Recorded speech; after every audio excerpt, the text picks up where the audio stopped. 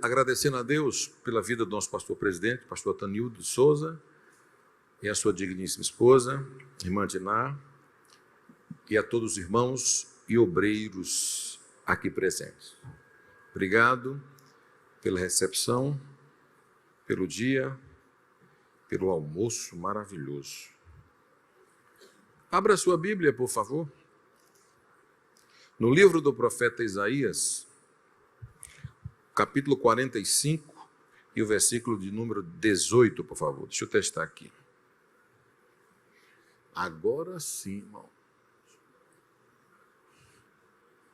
Quem foi o engenheiro que me entregou isso aqui, hein? Aí sim, viu? Por que não me deu isso ontem? Agora eu quero ver.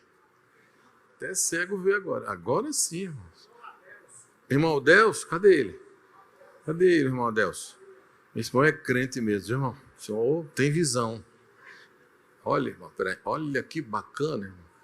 Eu só testando aqui, tá? Enquanto vocês estão procurando. Pronto. Olha, irmão, ser pastor, para dar essa palestra aqui, para usar 2 negócios desse aqui, não é fácil não, tá? Um para piscar e o outro para passar. E um auxiliar, não é brincadeira não, senhor. Isso é tecnologia, viu? Se nós não nos atualizarmos, ficamos muito para trás. Capítulo 45, por favor, e o versículo de número 18, por gentileza. Diz-nos assim a palavra do Senhor, acompanhe. Porque assim diz o Senhor, que tem criado os céus, o Deus que formou a terra e a fez, e ele estabeleceu e não criou vazia. Olha que lindo. Mas formou para que fosse habitada.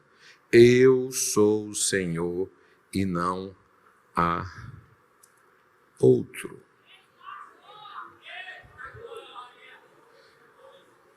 Meus irmãos e meus amigos, o nosso material é a apostila, a Bíblia Sagrada e o mapa.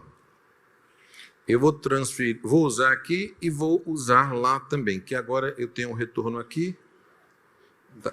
Ô, pastor, palestrante, pregador é igual cantor. Se não se ouvir, não fala, e se não ver também, agora sim. Oh, meu Deus do céu. Muito bom. Queridos irmãos, abra sua apostila, por favor. Na primeira página, só recapitulando, nós conversamos bastante na introdução da nossa aula sobre estar aprovado, sobre a interpretação correta das Escrituras. Falamos sobre o corte reto, a importância de ensinar a verdade para a Igreja do Senhor, a questão do obreiro aprovado na nossa introdução, na página 3, e falamos muito da importância da interpretação da Bíblia para que, quando você começa a interpretar o Antigo Testamento, não ter problemas, porque o Antigo Testamento, a grande maioria do que acontece em todo o Antigo Testamento, inclusive, olha aqui para mim, uma inocência, consciência, governo humano, patriarcal e lei, irmãos, todas essas dispensações aqui, essas 5 dispensações, todas elas são no Antigo Testamento. É muito importante, na hora de lermos um texto, estudarmos um texto, saber realmente por quê. Aqui, a graça, só estamos aqui, tá bom? E nós temos uma tendência de, quando lermos, estamos lendo um livro ou lendo uma passagem, espiritualizamos ela, às vezes interpretamos ela errado, não lemos com atenção, esquecemos de todas essas dispensações anteriores. O que eu quero dizer com isso? Que, na minha fala, recapitulando aqui, as Escrituras têm que ter muito cuidado. Cuidado que nós temos uma tendência de espiritualizar o que não é espiritual. Nós temos uma tendência de tentar pegar uma passagem bíblica, falar às vezes que Jesus falou e ele não falou. Temos que tomar muito cuidado, porque a Bíblia é uma espada de dois gumes.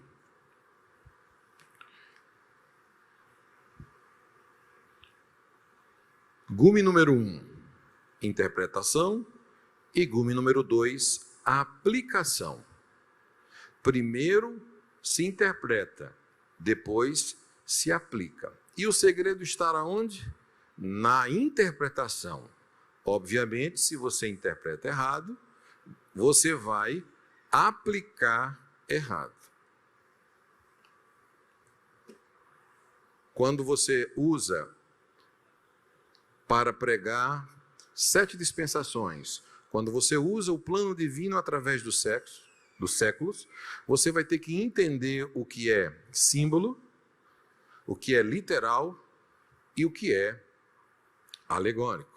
Quando Deus se revela para Abraão e diz assim: Abraão, sai da tua terra, Gênesis 12, da tua parentela e vai para uma terra que eu te mostrarei. Isso é literal. Quando ele diz: Abraão, multiplicarei a tua descendência como as estrelas do céu, isso é simbólico. Eu já vi muitas pessoas lerem o livro do Apocalipse, e o livro do Apocalipse tem 2 cavalos vermelhos só. Inclusive, abra o quadro aqui, que agora ficou muito bacana para falar aqui. Tem 2 cavalos vermelhos só, na Bíblia inteira. Tem o cavalo do Apocalipse 6, que é o falso Cristo, e tem a volta de Cristo em glória, de Apocalipse 19, que é o 2º cavalo. E esse 2º cavalo, Apocalipse 19, diz que o Senhor virá montado no seu cavalo branco, com os seus exércitos. E eu já vi irmãos com muita simplicidade dizendo assim: eu vou voltar com Jesus e vou vir montado no cavalo. O meu cavalo eu vou pedir para o Senhor ser um alazão. E vou descer, pocotó, e vou descer com o Senhor e com glória. Porque está escrito, se está escrito eu acredito. E não é assim, não é literal. O livro do Apocalipse não é palpável. Não dá para segurar muitas coisas. Então temos que tomar muito cuidado. É simbólico. Não é que vai vir montado. O cavalo ali está falando de força, está falando de poder, a glória que o Senhor descerá com os seus anjos em corpo glorificado. Eu tenho certeza que o Senhor, você entendendo isso, o Senhor vai te usar mais, vai te usar melhor e você vai continuar sendo uma bênção na presença de Deus, tá bom? Amém? E isso é muito importante. Nós estudamos, página 4, a questão do que significa dispensação, o que vem a ser dispensação, que dispensação é um período de um tempo de oportunidade, que Deus escolhe para testar a fé do seu povo, e em cada período dispensacional, o Senhor encerra com algo, com uma punição. Nós, então, conversamos na introdução da aula que existe a inocência, a consciência, o governo humano, patriarcal, lei, graça e do milênio. Então, nós hoje vamos concluir a consciência, governo humano, e vamos tratar ainda hoje sobre a dispensação patriarcal e começar a entrar na dispensação da lei.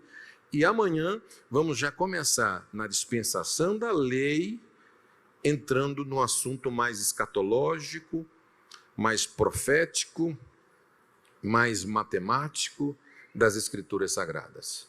E na dispensação da consciência também, nós já vamos, a partir, talvez hoje, já vamos falar, ou amanhã, um pouco sobre o Sheol, o Hades e o inferno, tá bom? No Antigo Testamento, como que funcionava, e o lago de fogo.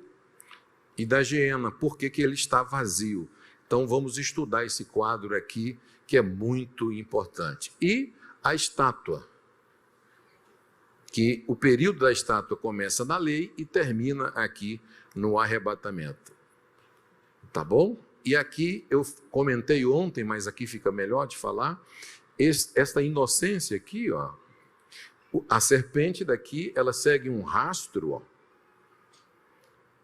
e ela se personifica na grande tribulação. O dragão, o antideus, ele é precipitado, tá bom? E ele aqui se manifesta aqui. Aqui, no terceiro, 3 anos e meio da segunda parte da grande tribulação, que nós vamos explicar mais no final, tá bom? Quando eu parar de falar mais sobre a parte do Antigo Testamento, vamos tratar mais só escatologia, tá bom? E eu quero que você possa acompanhar comigo. Falamos sobre o que é dispensação e também, página de número 6, falamos um pouco também sobre a terra caótica. Falamos sobre Deus no eterno passado. Falamos sobre, principalmente, deixa eu voltar aqui, é muito importante essa parte aqui, ó.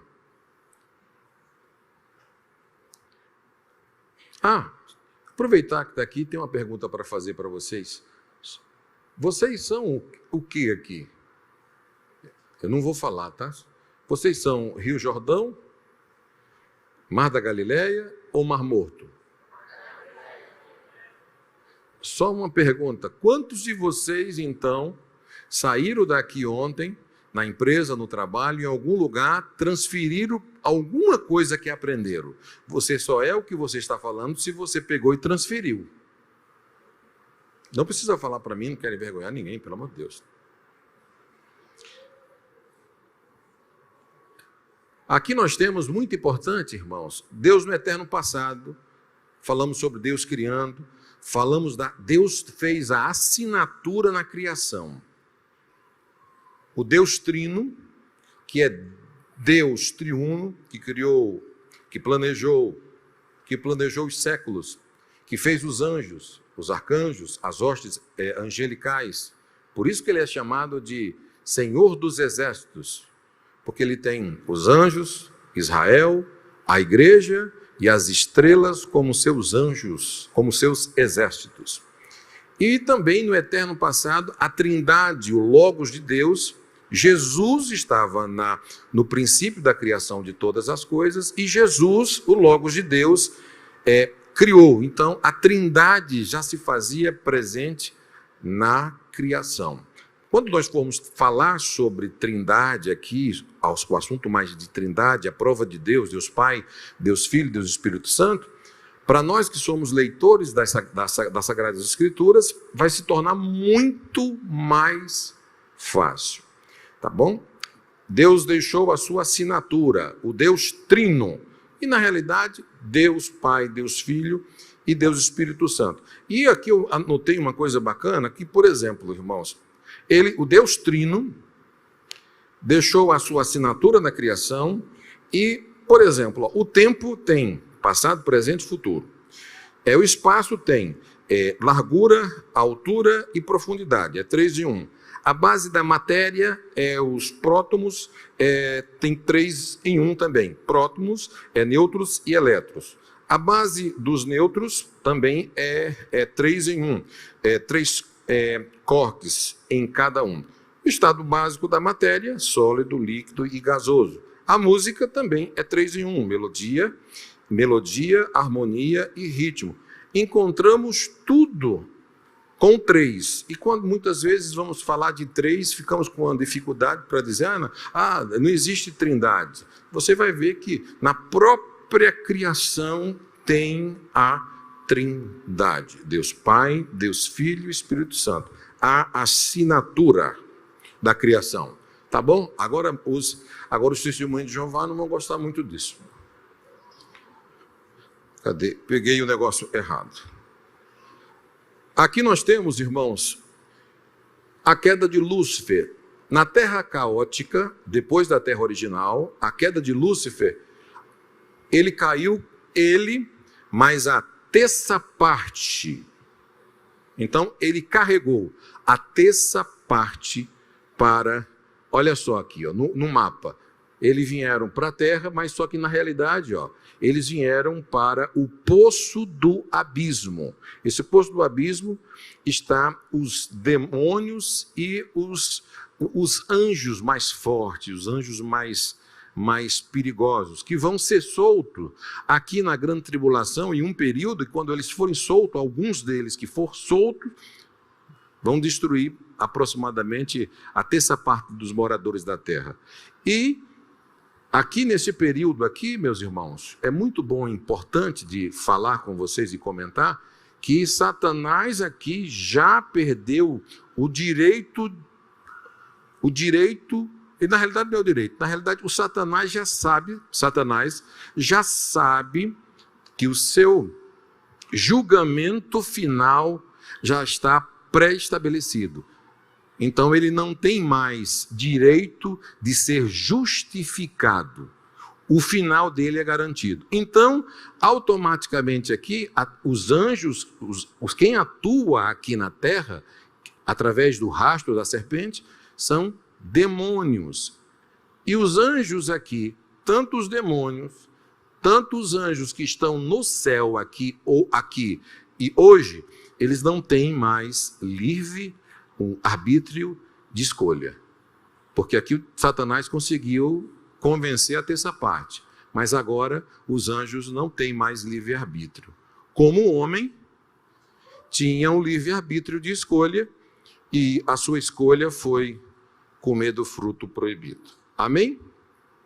Nós estudamos a terra original, nós estudamos a terra caótica, falamos um pouquinho sobre, irmãos, no princípio da criação, página 7, abra a sua apostila, por favor, na página 7. Está com ela na página 7? Os dias da criação, o homem é a obra máxima da criação. Repita comigo, o homem é a obra máxima da criação. Você olha para a galáxia, você olha para o céu, você se maravilha com tudo isso. Mas eu vou mostrar pelo homem ser a obra máxima da criação, pastor. Por isso que o diabo tenta de várias formas destruir com os homens. Porque o destino do homem que falhar é ir para o inferno. O destino do homem que for vencedor é ir para o céu. E quanto mais ele levar pessoas para o inferno, porque o destino dele já está garantido, o meu, se eu permanecer fiel até a morte. Agora eu vou mostrar para vocês. Abra a sua Bíblia, por favor, no primeiro livro de Gênesis, em Bereshit. Eu quero que você leia comigo. As pessoas olham para a beleza do céu, da terra e ficam encantadas com as estrelas. O ateu se torna crente. Mas existe uma guerra espiritual muito além. O diabo não está preocupado com o céu, com a beleza de galáxia. Ele está preocupado com a obra máxima de Deus, é com o homem na terra. Está preocupado com a sua alma, ele quer desviar a sua alma do Calvário. Ele quer desviar você do seu propósito e do seu objetivo. E eu vou mostrar para você aqui que Deus criando em cada dia, no primeiro, no segundo, no terceiro, no quarto, quando ele cria o homem, ele fala uma palavra diferente. Está com a Bíblia aberta aí? Está com a Bíblia aberta? Gênesis capítulo 1 e o versículo 4. Nos diz assim, permaneça ela aberta. E viu Deus que era boa a luz. Deus olhou a luz e disse que era... Versículo 10. Acompanhe comigo só. E chamou Deus a porção seca de terra e o ajuntamento das águas chamou de mares. E viu Deus que era... Versículo de número 12, isso aqui nos dias da criação. Versículo de número 12, e a terra produziu ervas, dando semente conforme a sua espécie, e árvores frutíferas, cuja mente nela conforme a sua espécie. E viu. O versículo de número 8 diz assim: para governar o dia e a noite, e para fazer separação entre a luz e as trevas. E viu. Muito bom, isso mesmo. E Deus criou as grandes baleias e todos os répteis, e alma vivente e água abundantemente produziram conforme as suas espécies, e toda ave de asas conforme as suas espécies. E viu Deus. Versículo 25. E fez Deus as bestas feras da terra conforme a sua espécie, o gado conforme a sua espécie, e todo o réptil da terra conforme a sua espécie. E viu? Pronto. A partir daqui, eu quero que vocês olhem depois da criação. Deus agora criou o homem, tá bom? Eu não estou falando de cientista, estou falando de Deus. Deus cria tudo. Aí ele cria cria você, cria o homem. Versículo de número 31, do capítulo 1. Vamos ler junto no 3, pode ser? No 3, tá bom? 1, 2, 3. E viu Deus, e eis, ponto. Aí, meu irmão, é aí que entra uma guerra espiritual, para quem não entende, de guerra espiritual e de valor. Aqui, dentro de tudo que Deus criou, ele cria o homem, ele olha e diz, é bom, a luz é boa, a terra é boa, o universo é bom, a lua é boa, a luz é boa, a terra é boa, os animais são bons, mas o homem é muito bom. Por isso que o diabo quer acabar com a nossa reputação, por isso que o diabo quer mudar a nossa sexualidade, por isso que o diabo quer mudar a nossa identidade, por isso que o diabo luta para acabar com você, porque nós somos a obra máxima da criação. Nós somos a coroa da criação. E não sou eu que estou falando, está em português. Foi o próprio Deus. Agora, a sua página, por favor. Página de número... Primeira dispensação. Dispensação da inocência. Nós falamos um pouco sobre... Inclusive, irmãos, me perguntaram sobre os anjos e eu comentei. Na dispensação da inocência, Adão tinha o livre-arbítrio de escolha. E ele escolheu errado. Tinha a árvore do conhecimento do bem e do mal, tinha a árvore da vida, e ele escolhe a árvore do conhecimento do bem e do mal. Exatamente a árvore que Deus pediu para não tocar. E me fizeram uma pergunta, pastor, e se ele ficasse no jardim, me fizeram aqui. E se ele me ficasse no jardim e comesse da árvore da vida? Fique tranquilo, a árvore da vida, Adão já tinha vida eterna. Adão perdeu a vida eterna quando desobedeceu. Por isso que você não vê orientações sobre a árvore da vida. A árvore da vida só entrou observações e Deus já pedindo para Adão sair, expulsando e colocando um anjo com espada lá, guardando, e desapareceu o jardim do Éden. Ninguém sabe aonde o Éden está hoje, depois que Adão pecou. Aí sim, é o que eu comentei anteriormente. Adão pecar com medo do fruto proibido e depois viver eternamente em pecado, aí, meu irmão, se essa terra já está ruim, imagine só, essa terra de hoje, com 8 bilhões de habitantes vivos, depois de tanta pandemia, aumentou a população. Imagine se da época de Adão até hoje, ninguém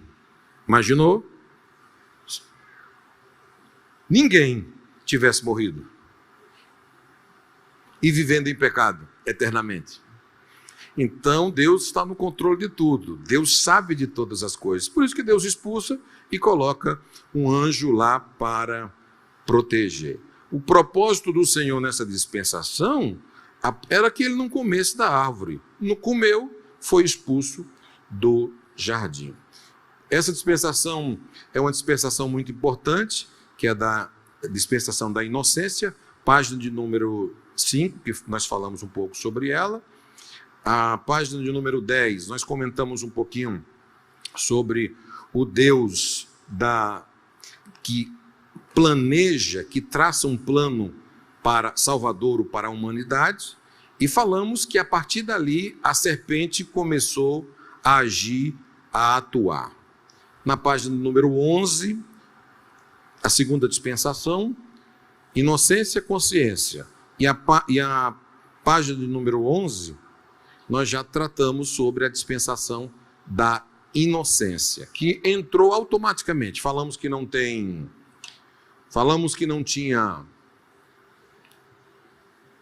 existe data dessa dispensação, da inocência. Não tem data, porque ninguém sabe quando tudo começou, ninguém sabe quando a terra foi restaurada, depois da terra caótica, qual foi o tempo que levou isso até colocar Adão dentro do Jardim do Éden. Mas quando Adão peca, entra em evidência automaticamente a dispensação da consciência. Tá bom? E essa dispensação aqui, a partir dessa dispensação da consciência, os homens passaram a morrer. A morte começou a agir. A partir daí, os homens começaram a morrer e a morte começou a agir na vida de todas as pessoas, porque existia uma maldição. E qual foi a maldição? A maldição de ter comido o fruto proibido. A partir daí o homem morria. Só Jesus que veio para mudar tudo isso daí. E nós conversamos um pouco, na página número 12. Aqui nós temos os elementos, ainda da segunda dispensação, os elementos da aliança adâmica, que são os seguintes. Por gentileza, olha só. Primeiro, a serpente como instrumento de Satanás, ela foi amaldiçoada. Segundo, a primeira promessa de um redentor, que nós conversamos aqui, e pasme. Essa promessa é tão importante que Gênesis 3,15, abra sua Bíblia comigo de novo, só para você ver uma coisa. 3,15. Diz-nos assim: e porém inimizade entre ti e a mulher, e entre a tua semente e a sua semente, esta te ferirá a cabeça, e tu lhe ferirás o calcanhar. Alguns olham para esse texto dessa primeira promessa, aonde viu a crucificação, a primeira promessa escatológica e salvífica da humanidade. A minha pergunta é: como é que a mulher tem semente? A mulher não tem semente. O texto diz assim: da semente da mulher nascerá um. Isso aqui, irmão, já estava provando que o nascimento do Messias seria virginal, sem a coabitação, sem o coabitar. Seria gerado pelo Espírito Santo, gerado pela própria semente da mulher. A própria semente geraria o Filho do Espírito Santo. Algo que chama muita atenção, porque na época em que Jesus nasceu, muitas mulheres aguardavam a promessa do Messias, porque sabia que ia nascer de uma virgem, Era a promessa de Deus do nascimento de que o Filho de Deus iria nascer de uma virgem. Meus irmãos, Deus sabe o que faz. Não adianta questionar. Alguns falam assim: mas por quê? Como é que pode ser gerado do Espírito Santo, se até o próprio marido quis deixar? Mas o próprio Deus apareceu para ele e falou: não faça tal. O que está nela é gerado pelo meu Espírito. Porque como é que pode uma gravidez sem o homem? Mas olha aqui para mim e diga assim: com Deus pode. Com a ciência, não. mas com Deus pode.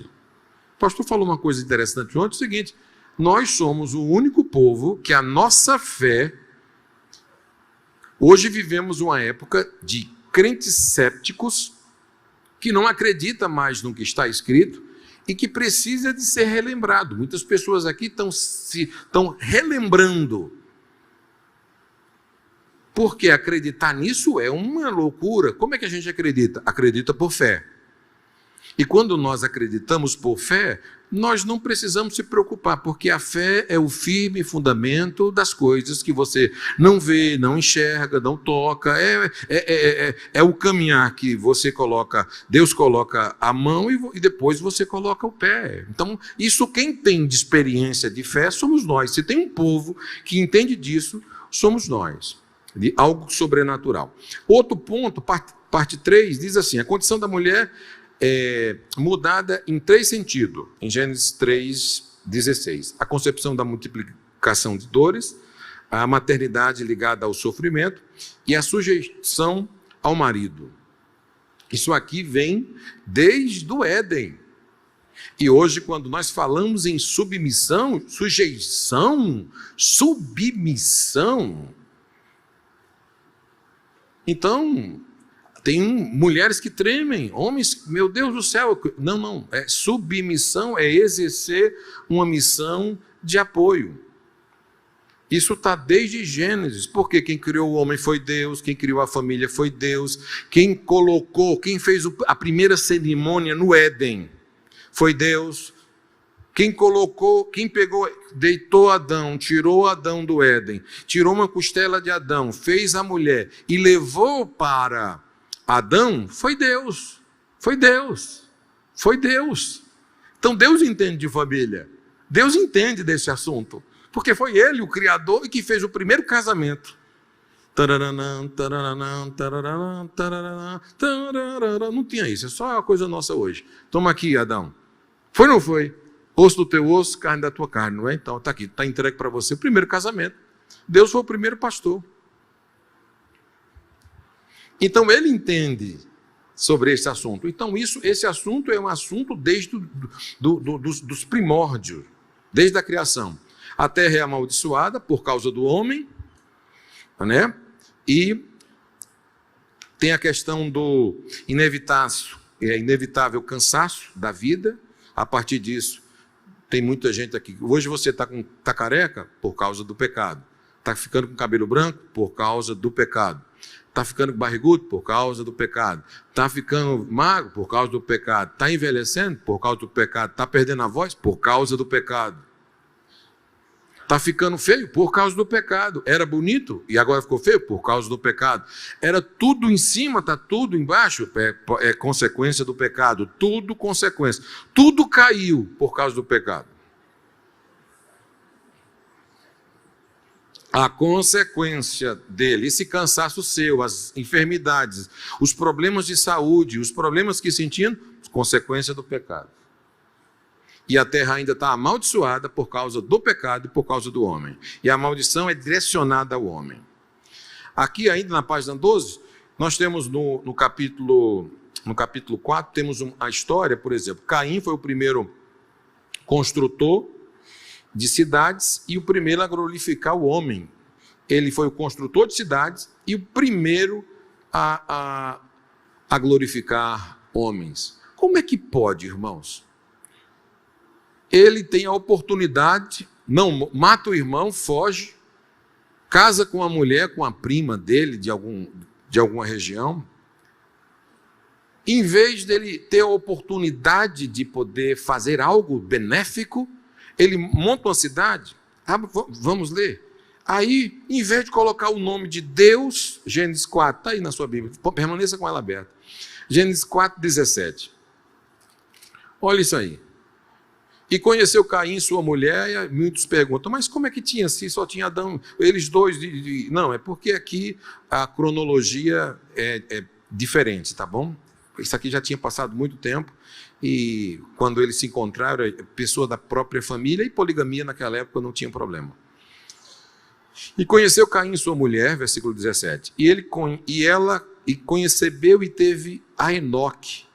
E ele edificou uma cidade e chamou o nome da cidade pelo nome do seu filho Enoque. Tem gente que é ruim mesmo, irmãos. Tem gente que é ruim. Deus dá a oportunidade, mata o irmão, foge para uma cidade e ainda faz um negócio desse. Casa-se, Deus permite ele casar, ele casa, em vez de ele glorificar a Deus, o nome do filho, ele constrói uma cidade e o nome do filho, ele coloca Está para brincar? Tem gente que tem oportunidade e não aproveita. Então, por isso que hoje você olha para muita gente ruim de coração, que não aceita, pessoa do mal, isso é normal, sempre existiu. Agora, o grande problema é que se não for a misericórdia e a graça de Deus na vida dessa pessoa, ela não se converte nunca. Pode ter oração, pode ter o que for, é gente ruim. Só se converte se Jesus descer, aparecer, aí sim, como Paulo matador, aí aparece Jesus, ele cai do cavalo e fala: Paulo, por que tu está me perseguindo? Pronto, se converte só com isso. Então a gente tem que começar também de mudar a nossa oração. Jesus começa a aparecer aí para um bando de gente que hoje é gente ruim.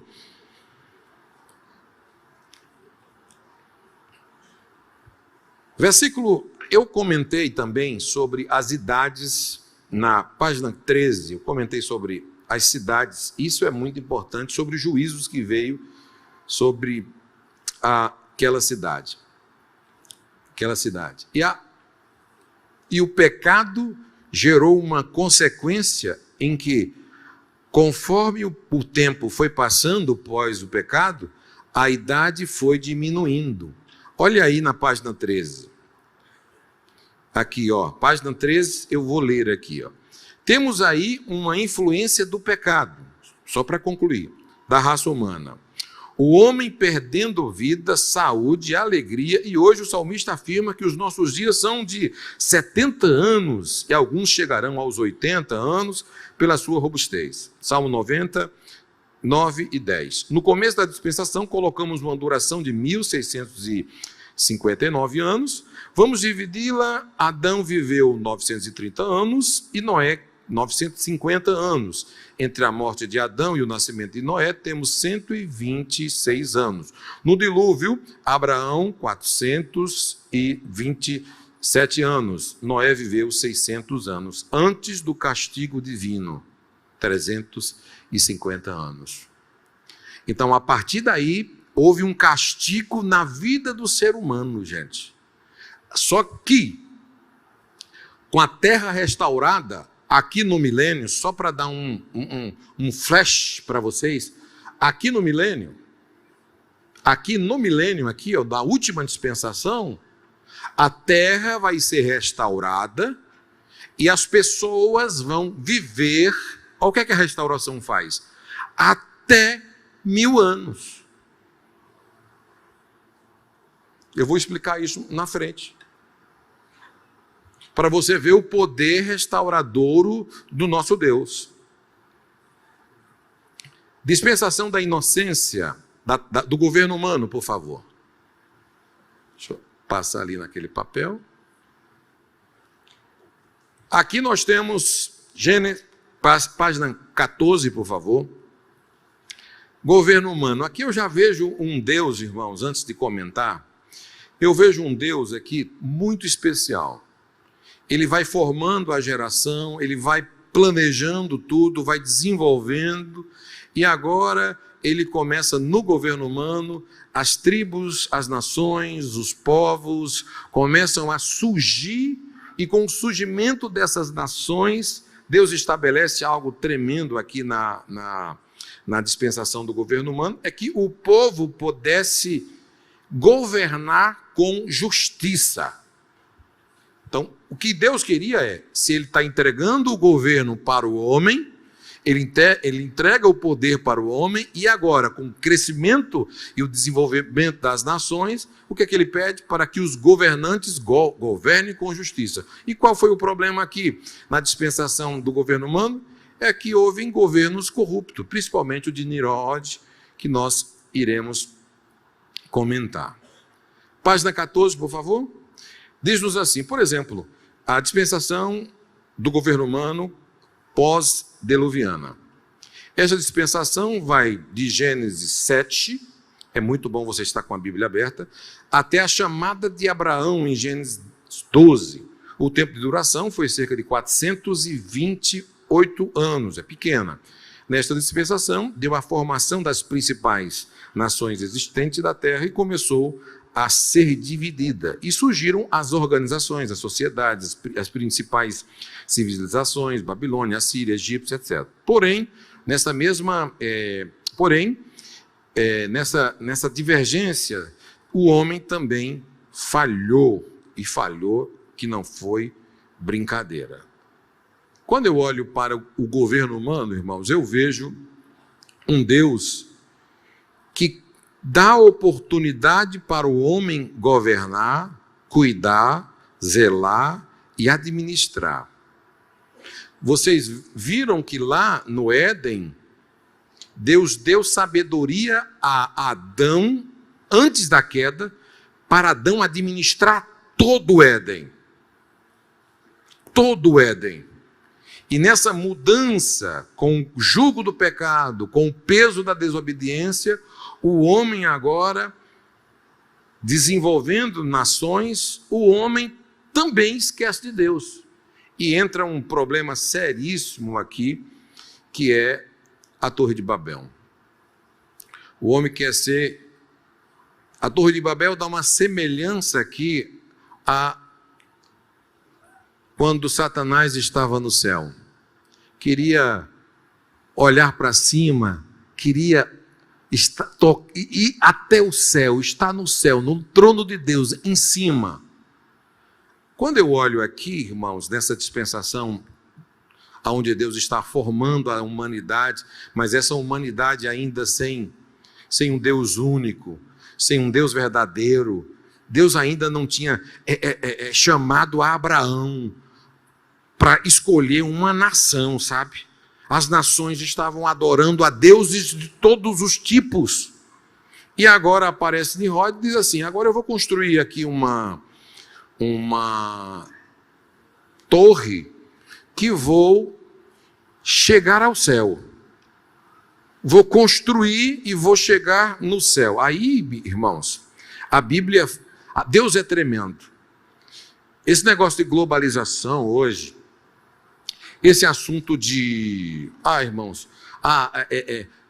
controle total, organização mundial, moeda única, povo único, governo único, biblicamente falando, só o de Deus, maior poder, maior governo, governo único, governo absoluto, só o de Deus. Não é à toa que esse homem aqui quis fazer isso, Nimrod, e Deus falou assim, não. Nimrod falou uma coisa aqui, irmãos, olha, vamos ler aqui, eu quero ler com vocês, Gênesis 10. Nimrod falou algo que Deus foi contra o que Nimrod fez. Abra a sua Bíblia, por favor, em Gênesis 10.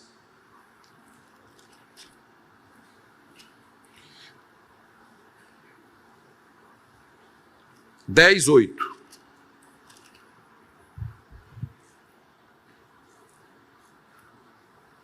Diz-nos assim, 10, 8 e 9.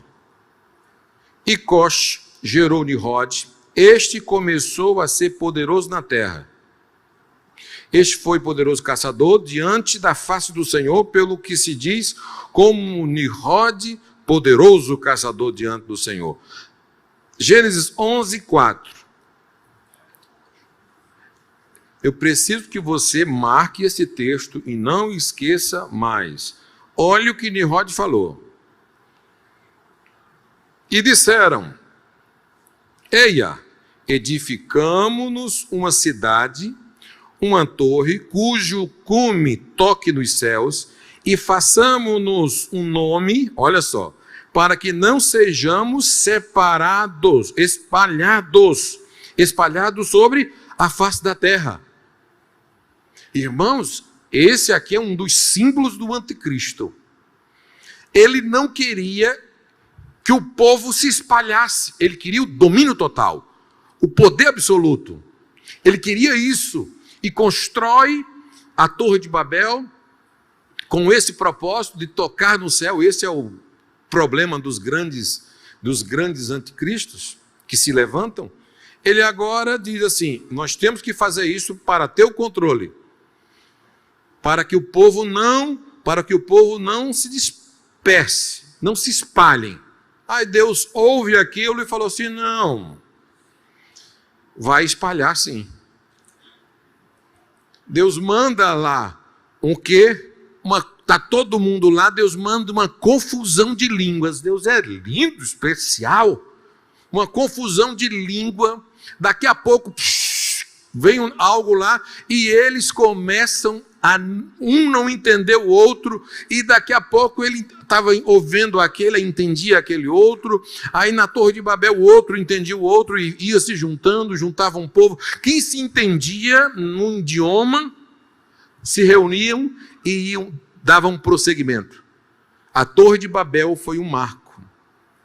2000 anos, 2055 antes de Cristo, Deus ali já estava separando para que a unidade única, o poder absoluto, só fosse dele no milênio.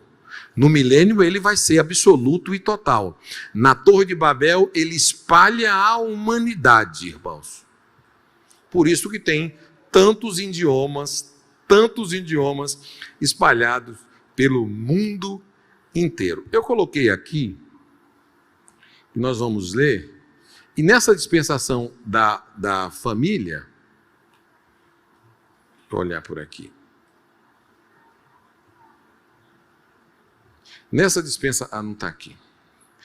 Está na apostila. Nessa dispensação da família, página 16, com as famílias estabelecidas, com as nações estabelecidas, que nós iremos agora para a próxima dispensação, que é a dispensação da promessa, que Deus chama Abraão, na dispensação quarta, as famílias e as nações estavam espalhadas pelo mundo. Agora Deus levanta, agora eu quero ser glorificado no meio de uma nação. Aí, dentro de todas as nações, escolhe um homem, é o que eu vou falar já na sequência, para fazer a nação dele ser diferente de todas as outras nações. A nação que adorasse ao único Deus, Criador dos céus e da terra. Vamos ver aqui as famílias, por gentileza? Por exemplo, irmãos, ficou pequeno aqui, mas eu vou só ler só os principais. Página 16, por favor. Cão, filho de Noé, ele teve 4 filhos, tá bom? Então, Elcosh, a Etiópia, Put, Líbia, Canaã, que são os da Palestina, e o Miriam, o Egito. Esses filhos aqui vieram todas as nações. Todas as nações.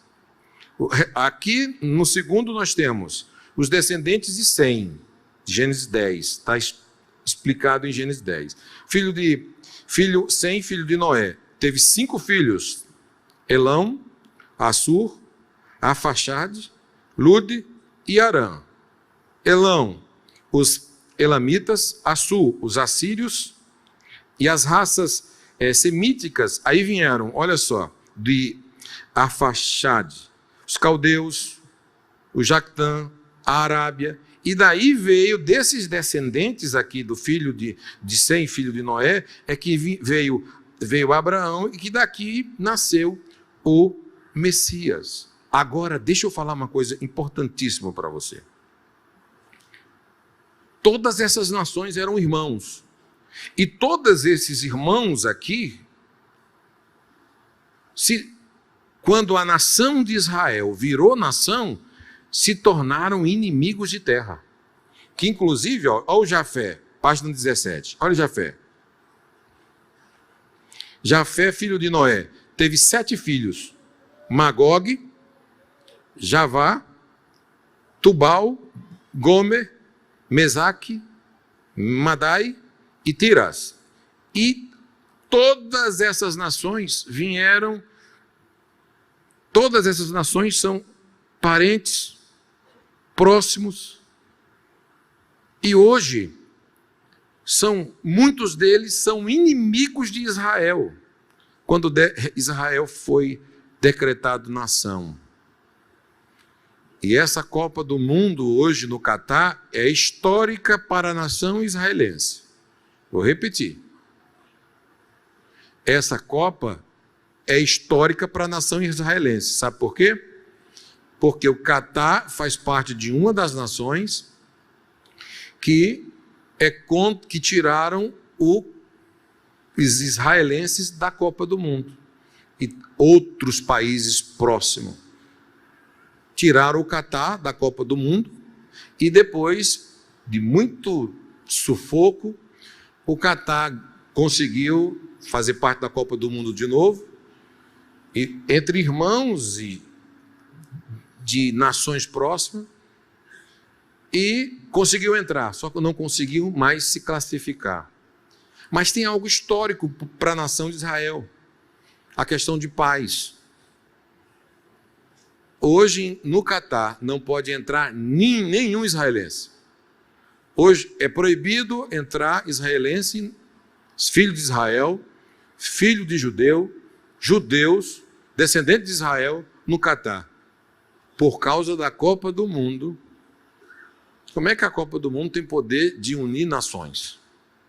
Mas hoje tem mais de 15 a 20 mil israelenses assistindo o jogo lá no Catar, que nunca foram lá, gente, estão lá.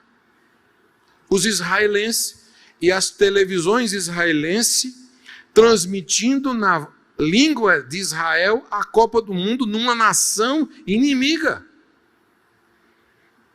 E algumas que isso é princípio de futura paz. Algumas nações que foram contra Israel já fizeram acordo de paz. E a Bíblia é bem clara. Quando vos disserem a paz e segurança, virá repentina destruição. 75% das profecias bíblicas são direcionadas para Israel. 75% das profecias é voltada para Israel. Israel é tipicamente existente na Bíblia pela existência de 3 árvores: figueira, videira e oliveira. Por isso que Jesus falou: olhai para Jerusalém, orai por Jerusalém. Por isso que nós temos... Jesus falou assim: quando a figueira brotar é porque está próximo Israel é o calendário profético para que nós, que fomos enxertados, fiquemos de olho, porque é de lá que vai acontecer tudo. É de lá. E a promessa para que todas as nações que foram dispersas, que estão no mundo inteiro, volte para Israel, e as nações já estão querendo voltar para Israel.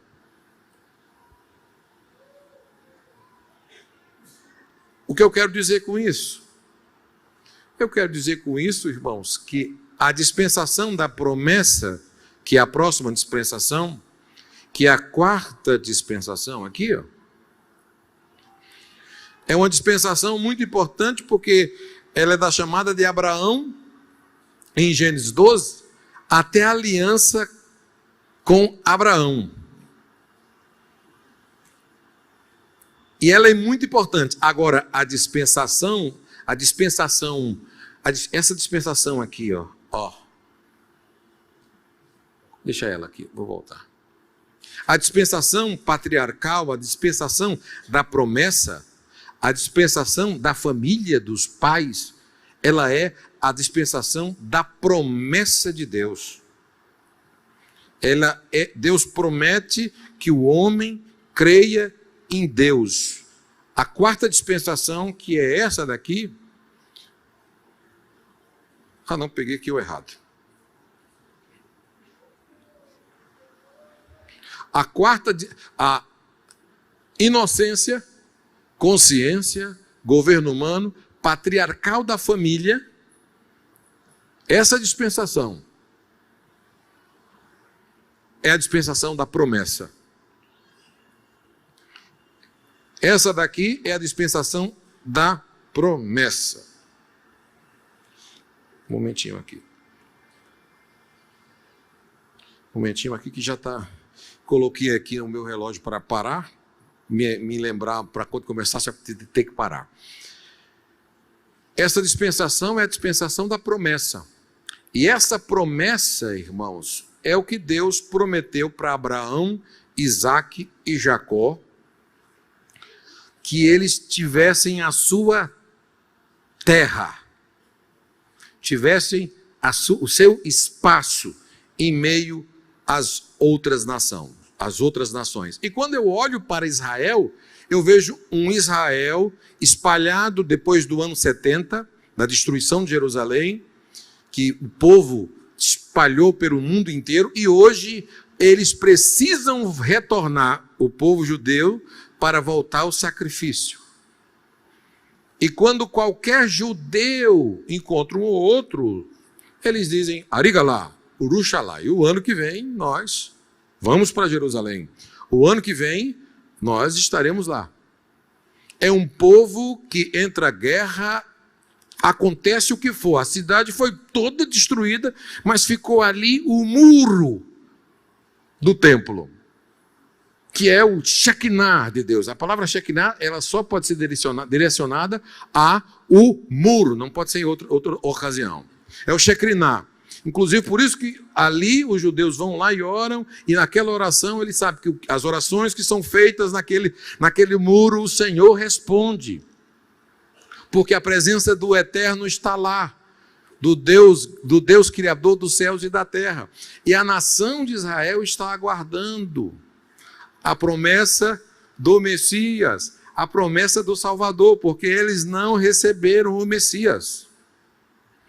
Estão aguardando, vai vir. O Messias nosso, eles não aceitaram. O Messias que nós recebemos, o Yoshua, o Hamashia, o Menaxerete, o Filho de Deus que morreu na cruz do Calvário, eles não o aceitaram. Mas vai ter uma coisa, quando chegar aqui na grande tribulação, no final, que Jesus descer em glória, a Bíblia diz que vai cair um espírito de lamento sobre a nação de Israel e eles vão entender que o homem que eles crucificaram há mais de 2000 anos atrás era o Messias prometido de Israel.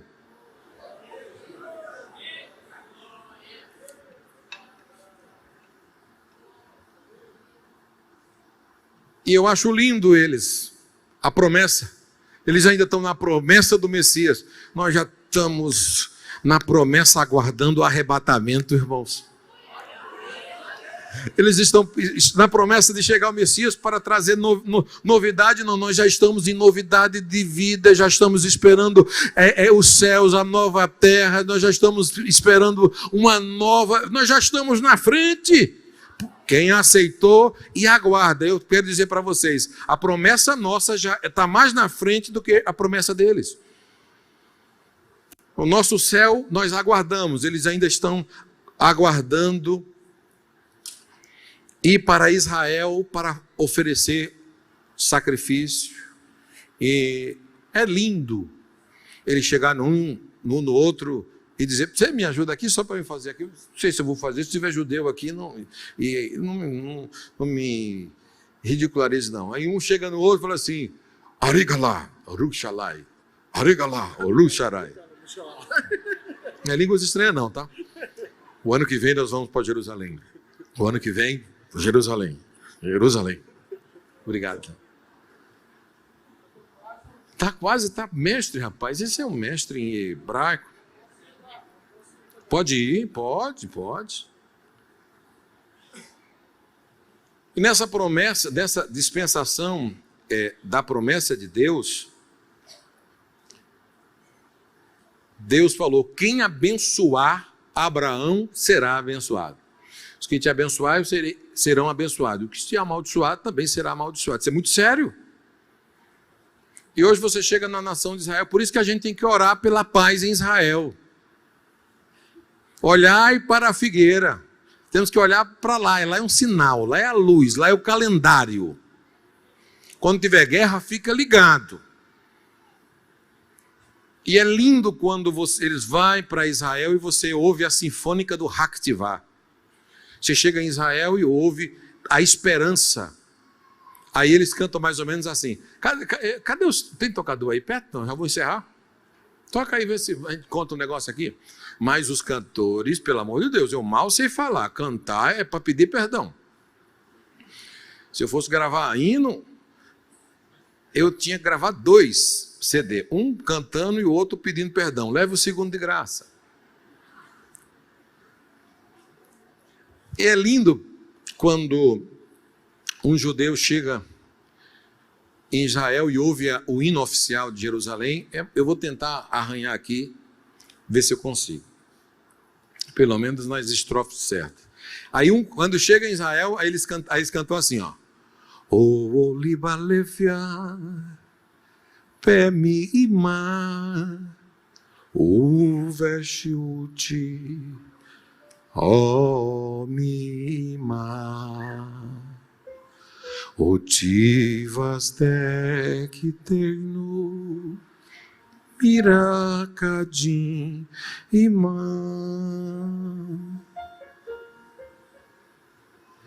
Lolo amante, mi imã. Louri. Vamos lá. De covardia. Tivaste teino miracadim ao vinho farsim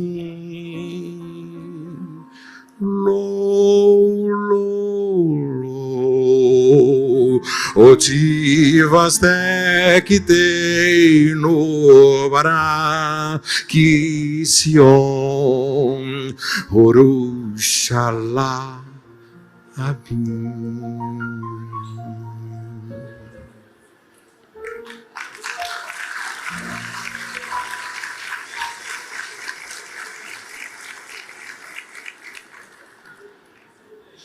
Cadê o... Agora vamos em português, ver se eu consigo. As nossas esperanças ainda não terminaram. No próximo ano está em nossa terra Jerusalém. Enquanto arder no peito, na alma judia, as nossas esperanças estão em nossa terra, Jerusalém.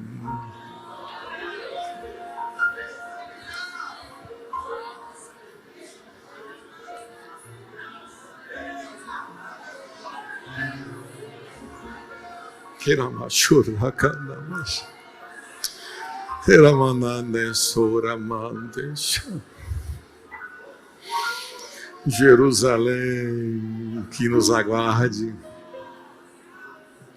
Jerusalém é o nosso destino.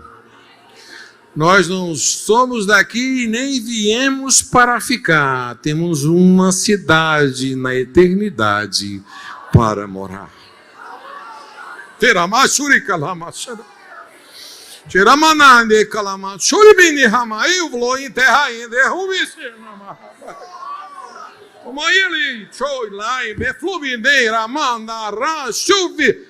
Essa é a nossa esperança.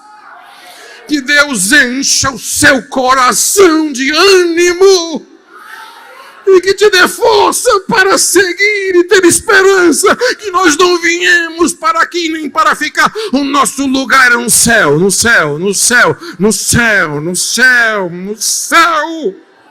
Debaixo, debaixo, peraí, derrado. Ela ai, tira, macio. Tem um negócio, um hino antigo, eu tenho ainda 1 minuto. Tem um hino que diz assim, cadê o meu cantorzinho ali? O meu cantor, isso aqui é alto, aqui eu tenho que me acostumar. Tem aquele hino que diz assim, ó, o céu não entra.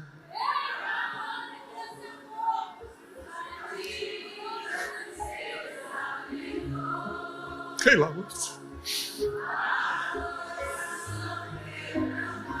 Cante.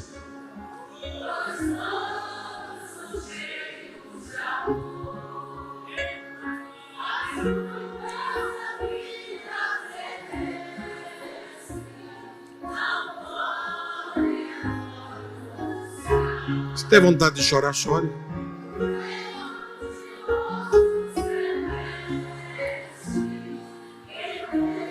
Relaxa. Cante, cante, cante. Aonde? Me dará lugar. Se chore, cante.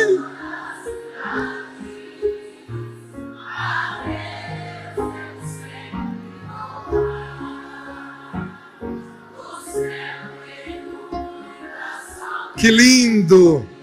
Como? Eide.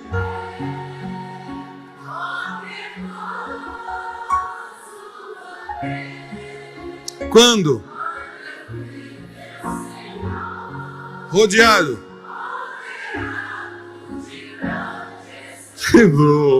Só para repetir. No céu.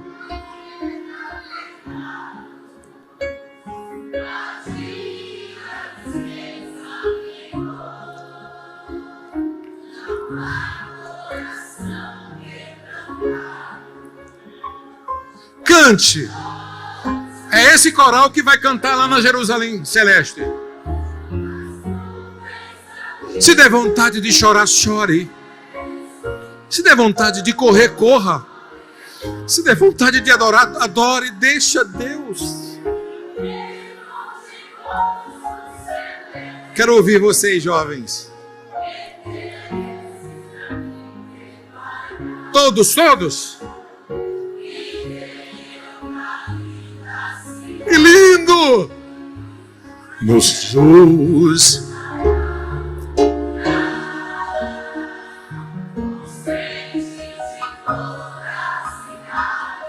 Aleluia!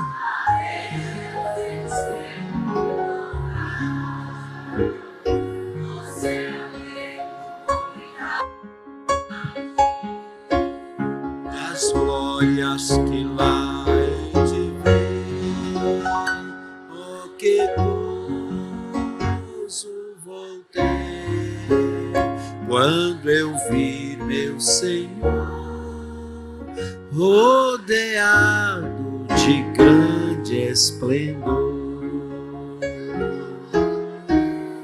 Aleluia.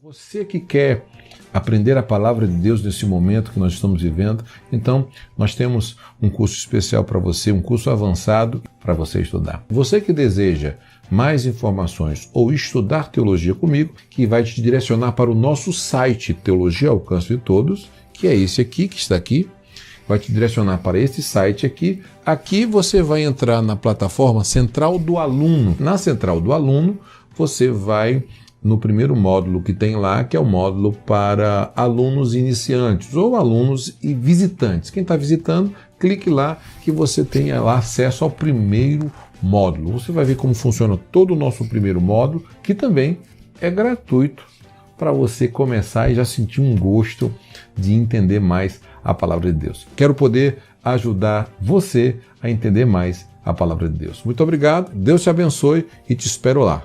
Mais informações, acesse já teologiaalcancetodos.com.br. CETAT, Seminário de Teologia ao Alcance de Todos, transformando pessoas simples em extraordinário. Espero você.